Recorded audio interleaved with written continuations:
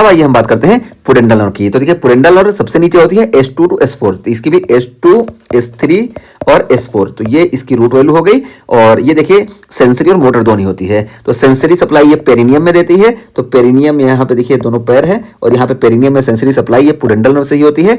और motor supply की हम बात करें तो देखिए external urethral and anal sphincter, ठीक है। तो anal sphincter, external anal sphincter और एक्सटर्नल यूरेथ्रल स्फिंक्टर पे मोटर सप्लाई ये हमारी पुडेंडल नर्व से ही होती है। तो पुडेंडल नर्व यहाँ पे बिल्कुल नीचे होती है, यहाँ पे बीच में यहाँ से यहाँ होती है। इस वजह से ना ये पुडेंडल नर्व आप देखे होंगे जब आप साइकिल वगैरह बचपन में चलाए होंगे तो उस टाइम पे भी यहाँ पे आपका सेंसेशन गायब हो जाता है, ठीक है। ऐसा मतलब नमनेस टाइप का आपको फील होता है साइकिल चलाने पे, क्योंकि यहाँ पे सीट के बीच में आपका ये पेरिनियम वाले से दबता है। तो इस वजह से यहाँ पे ये पुडेंडल नर्व कंप्रेस होती है और आपको यहाँ पे नमनेस वगैरह पेरिनियम रीजन में देखने को मिलता है। तो बहुत ज़्यादा ये फील किया होगा आपने, और ये चीज़ हम यहाँ पे बता दिए। और उसके बाद देखिए यहाँ पे हम पुडेंडल नर्व का रिलेशन भी बता के आए थे। ये देखिए सियाटिक नर्व के यहाँ पीछे प्रेजेंट होती है। और उसके बाद देखिए इसकी इंजरी हमको क्यों देखने को मिलती है, तो देखिए stretch injury during child birth. तो चाइल्ड बर्थ में हमको स्ट्रेच इंजरी की वजह से इसकी इंजरी देखने को मिलती है पुडेंडल नर्व के। इसी तरीके से प्रोलॉन्ग साइकिलिंग, देखिए साइकिलिंग का एग्जांपल पता है ना, क्योंकि यहाँ पे सीट के बीच में आपका ये पेरिनियम हिस्सा दबा रहता है। तो प्रोलॉन्ग साइकिलिंग में या इसी तरीके से हॉर्स बैक राइडिंग में पुडेंडल नर्व की इंजरी का चांस ज्यादा होता है। और हम बताएं ये देखिए पुडेंडल नर्व ये जो इस्चियल स्पाइन है ना, इस्चियल स्पाइन के बिल्कुल पास से गुजरती है। देखिए हम बताए थे ना पिन स्ट्रक्चर जो होता है PIN पुडेंडल नर्व और इंटरनल पुडेंडल वेसल्स और नर्व टू ऑब्टूरेटस इंटरनस यहाँ पीछे से आता है। और यहाँ जब पीछे से आता है तो यहाँ पे देखिए ये इस्चियल स्पाइन जो है इसी के पास से बिल्कुल गुजरता है, इसके पास से बिल्कुल गुजरता है। इसी वजह से ना कि ये इस्चियल स्पाइन की जब इंजरी होती है तो इस पुडेंडल नर्व की इंजरी का बहुत ज्यादा चांस होता है। तो यही यहाँ पे देखिए हम लिख भी दिए कि इंजरी टू इस्चियल स्पाइन, इस वजह से क्या होगा कि पुडेंडल नर्व की इंजरी हो जाएगी। इसी वजह से हमको पेरिनियल मसल का अफेक्शन देखने को मिलेगा। तो पेरिनियल मसल जो होंगी ये अफेक्ट हो जाएंगी। तो यहाँ पे ये रेलिवेंट पॉइंट था, हम बता दिए कि इस्चियल स्पाइन में हमारी पुडेंडल नर्व इंजर्ड होती है, इस वजह से हमको पेरिनियल मसल अफेक्टेड दिखाई देती है। और उसका फिर देखिए यहाँ पे क्या बताया गया कि अगर ये इंजर्ड हो जाए तो डिक्रीज सेंसेशन इन पेरिनियम, तो पेरिनियम में सेंसरी सप्लाई देती है, इस वजह से पेरिनियम का सेंसेशन गायब हो जाएगा। इसी तरीके से जेनाइटल एरिया का भी सेंसेशन गायब हो जाएगा, ठीक है, क्योंकि उसी एरिया के ही तो है। और can cause faecal and urinary incontinence, तो इसके इंजर्ड की वजह से हमको मोटर सिम्टम जो देखने को मिलेगा ये क्या होगा कि फीकल और यूरिनरी इनकॉन्टिनेंस देखने को मिलेगा, क्योंकि ये एक्सटर्नल यूरेथ्रल स्फिंक्टर को सप्लाई करती है, इसी तरीके से एक्सटर्नल एनल स्फिंक्टर को सप्लाई करती है। तो इस वजह से इसकी इंजरी की कंडीशन में हमको फीकल और यूरिनरी इनकॉन्टिनेंस देखने को मिलेगा। और उसके बाद फिर देखिए यहाँ पे ये बताया गया कि can be blocked with local anaesthetic during child birth using ischial spine as a landmark for injection. तो देखिए चाइल्ड बर्थ के दौरान में ना यहाँ पे हमको जब लोकल एनेस्थीसिया देने की जरूरत पड़ती है इस पुडेंडल नर्व की, ताकि यहाँ पे पेन वगैरह कम हो, ठीक है, क्योंकि ये सेंसरी सप्लाई यहाँ पे देती है।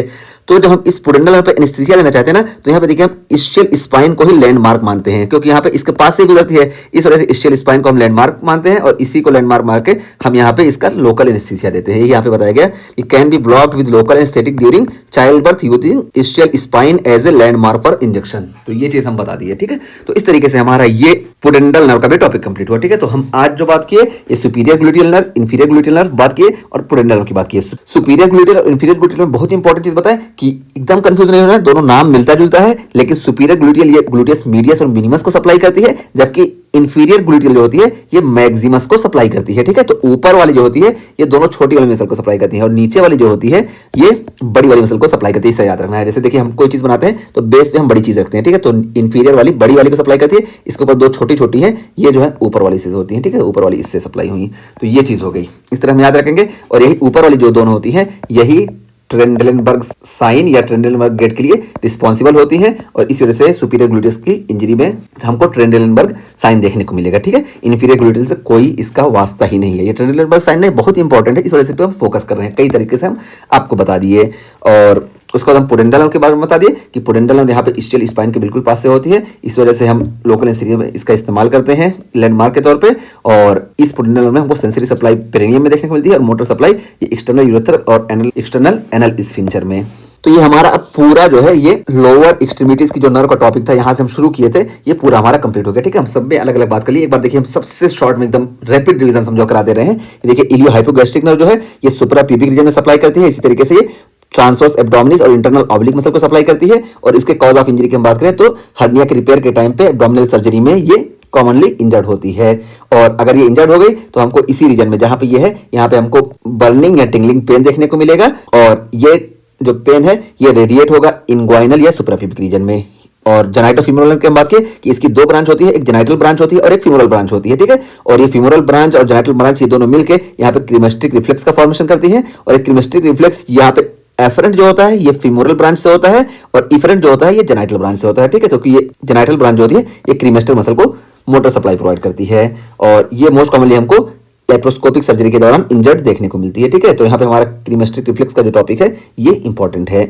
और उसके बाद हम बात की लेटरल फीमोरल क्यूटिनस नर्व, इसी को हम बोलते हैं lateral cutaneous nerve of the thigh और ये एंटीरियर लेटरल थाई को सप्लाई करती है। और यहाँ पे हमारे लिए जो इंपॉर्टेंट चीज है ये है मेरेल्जिया पेरिस्थेटिका। और मेरेल्जिया पेरिस्थेटिका क्या होती है कि यही lateral cutaneous nerve of thigh जो होती है ये यहाँ पे इंग्वाइनल लिगामेंट के नीचे यहाँ पे मोस्टली कंप्रेस होती है। कंप्रेस कहीं भी हो सकती है लेकिन इंग्वाइनल लिगामेंट के नीचे मोस्टली कंप्रेस होती है। और जब यहाँ पे कंप्रेस होगी तो इस वजह से इसका जो ये रीजन है एंटीरोलेटरल रीजन, यहाँ पे हमको टिंगलिंग, नमनेस और बर्निंग पेन वगैरह देखने को मिलेगा, ठीक है।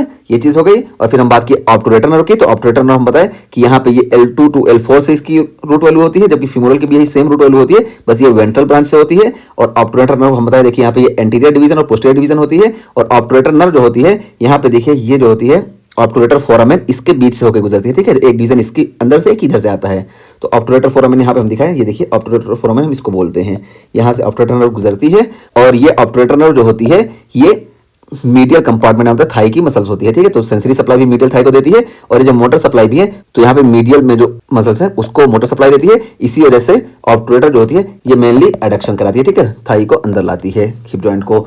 और इसके इंजरी के केस में हमको मीडियल थाई का सेंसेशन डाउन देखने को मिलेगा और साथ साथ एडक्शन लॉस देखने को मिलेगा। और फिर हम बात की फीमोरल नर्व की, तो देखिए फीमोरल नर्व ही एक ऐसी नर्व है जो सियाटिक नर्व के अलावा है और ये लेग में सप्लाई देती है, सेंसरी सप्लाई। इसके अलावा जितनी भी लेग में सेंसरी सप्लाई होती है सारी सियाटिक नर्व से होती है, ये इंपॉर्टेंट चीज थी। और ये फीमोरल नर्व मोस्टली ये पेल्विक फ्रैक्चर की वजह से इंजर्ड होती है और पटेलर रिफ्लेक्स के लिए ये फीमोरल नर्व रिस्पॉन्सिबल होती है और ये डॉर्सल तरफ से L2 to L4 की रूट वैल्यू से ओरिजिनेट होती है, ठीक है। और उसका फिर हम बात की सियाटिक नर्व की, तो देखिए सियाटिक नर्व हम पता है ये मोटी सी होती है और इसमें दो फाइबर होते हैं, टिबियल फाइबर और फेबुलर फाइबर। और ये देखिए ये जितने भी हैमस्ट्रिंग मसल्स हैं सबको सप्लाई करती है। इस वजह से ये हिप का जो होती है ये एक्सटेंशन कराती है और नी का जो होती है फ्लेक्शन कराती है, पूरा डिटेल में बता के आ चुके हैं। और आगे जाके ये टीबियल और पेरोनियल नर्व का फॉर्मेशन करती हैं। और उसका फिर हम आगे बात करते हैं कॉमन पेरोनियल नर्व या फिबुलर नर्व। और देखिए यही सियाटिक नर्व की ही ब्रांच है। और देखिए सियाटिक नर्व यहाँ पे प्लूटियल फोसा में आके ये बनती है और यहाँ ये देखिए नेक ऑफ द फिबुला से बिल्कुल रैप होकर जाती है। इस वजह से इसके फ्रैक्चर के टाइम पे इसकी इंजरी का चांस बहुत ज्यादा होता है। और फिर ये आगे आती है और आगे आके ये देखिए सुपीरियर पेरोनियल नर्व और डीप पेरोनियल का फॉर्मेशन करती है। और देखिए सुपीरियर पेरोनियल नर्व जो होती है ये पूरा देखिए ये इस तरफ की सेंसरी सप्लाई प्रोवाइड करती है, जबकि डीप पेरोनियल नर्व जो होती है ये सिर्फ ये देखिए ये जो फर्स्ट वेब स्पेस है ना यहाँ से ये सेंसरी सप्लाई प्रोवाइड करती है। और ये देखिए टीबीएल है, अभी हम बात करते हैं, ठीक है। तो देखिए यहाँ पे ये बताया कि सुपरफिशियल पेरोनियल नर्व ये दो इसमें होती है, एक डीप पेरोनियल नर्व और दूसरी सुपरफिशियल पेरोनियल नर्व। और यहाँ पे इसको हम याद कैसे रखेंगे, तो देखिए पेड से हम याद रखेंगे कि पेरोनियल जो होती है ये इवर्ट एंड डॉर्सी फ्लेक्शन कराती है। तो देखिए इवर्ट कराएगी पैर को तो यहाँ पे बाहर की तरफ लाएगी और डॉर्सी फ्लेक्शन कराएगी। इसी वजह से जब हमको फेबुला के नेक का फ्रैक्चर देखने को मिलता है तो ये हमारी कॉमन पेरोनियल नर्व इंजर्ड होती है, इसी वजह से हमको फुट ड्रॉप देखने को मिलता है। तो देखिए इसी पेड से हम याद रखेंगे कि फुट ड्रॉप, तो पी से हो गया पेरोनियल नर्व और ई से हो गया इवर्ट कराती है पैर को और डी से होता है डॉर्सी फ्लेक्शन कराती है। और जब ये इंजर्ड हो जाएगी तो हमको फुट ड्रॉप देखने को मिलेगा। तो ये फुट ड्रॉप यहाँ पे कॉमन फिबुलर नर्व या कॉमन पेरोनियल नर्व के एस्पेक्ट से इंपॉर्टेंट है। और उसका फिर हम बात करते हैं टिबियल नर्व की। तो देखिए टिबियल नर्व ये प्लांटर फ्लेक्शन कराती है, देखिए पैर को नीचे लाएगी तो प्लांटर फ्लेक्शन कराएगी। और इसको देखिए हम टिप से याद रखेंगे कि टिबियल नर्व जो होती है ये पैर को इन्वर्ट कराती है। तो देखिए पैर को इन्वर्ट कराएगी, जबकि इवर्ट जो होता है ये हमारा फिबुलर नर्व का काम था। और उसके अलावा देखिए ये प्लांटर फ्लेक्शन कराएगी। तो ठीक है, तो देखिए टिप टी से हो गया टिबियल इन्वर्ट और प्लांटर फ्लेक्शन कराएगी। और अगर ये टिबियल नर्व इंजर्ड हो रही है तो हम जो है टॉय पे खड़े नहीं हो पाएंगे, ठीक है। टॉय पे खड़े क्यों नहीं हो पाएंगे, क्योंकि यहाँ पे फ्लेक्शन नहीं हो रहा है। तो इस तरीके से हम इसको याद रखेंगे। और देखिए हम यहाँ पे एक बहुत ही इंपॉर्टेंट चीज बताए थे कि ये जितनी भी एडेक्टर्स हैं हैंड की और इसी तरीके से फुट की, ये एडेक्टर इसी तरीके से बाइपिनेट और इंटरऑसियाई ये हमेशा सप्लाई होती हैं डोमिनेंट नर्व से। और हम बताएं कि हाथ की जो डोमिनेंट नर्व है ये अल्नर नर्व है। इस वजह से जितनी भी एडेक्टर, जितनी भी बाइपिनेट और जितनी भी इंटरऑसियाई हाथ में प्रेजेंट होंगी ये अल्नर नर्व से सप्लाई होंगी। इसी तरीके से जितनी भी एडेक्टर, बाइपिनेट और इंटरऑसियाई ये फुट में प्रेजेंट होंगे ये लेटरल प्लांटर नर्व से सप्लाई होंगे, क्योंकि ये लेटरल प्लांटर नर्व जो है ये देखिए टीबियल की ब्रांच है और यही जो होती है dominant nerve of the foot होती है। तो dominant nerve of the foot lateral planter nerve है, इस वजह से ये सारा काम यही करेगी। और देखिए यहाँ पे हम अच्छे से बात करके आ चुके हैं इस पे, ठीक है।